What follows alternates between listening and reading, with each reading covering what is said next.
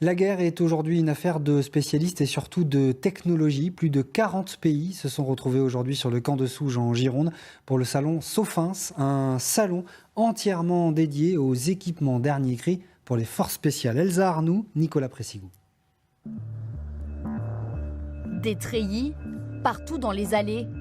Derrière ces uniformes, des membres des forces spéciales venus découvrir les dernières innovations technologiques au service de la défense, comme cette imprimante 3D conçue à Bayonne. Aujourd'hui, le produit qu'on propose, c'est une machine ultra polyvalente qui est capable de mettre en œuvre une grande variété de matériaux. Donc on va retrouver des thermoplastiques, donc des pièces rigides qui permettent de faire par exemple des éléments de protection, des supports de capteurs. Mais on retrouve également des pièces et des matériaux en silicone pour des joints d'étanchéité par exemple. Un outil à destination des militaires sur le terrain.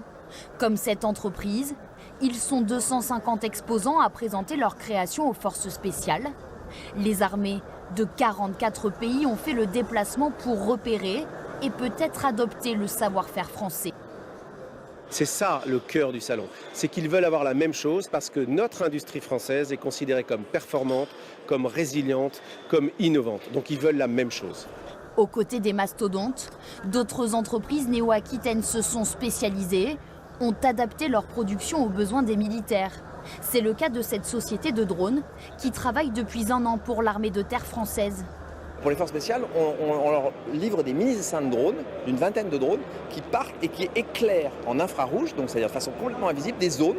Et comme ça, eux peuvent aller sur ces zones avec leurs lunettes à amplification de lumière et voir comme en plein jour.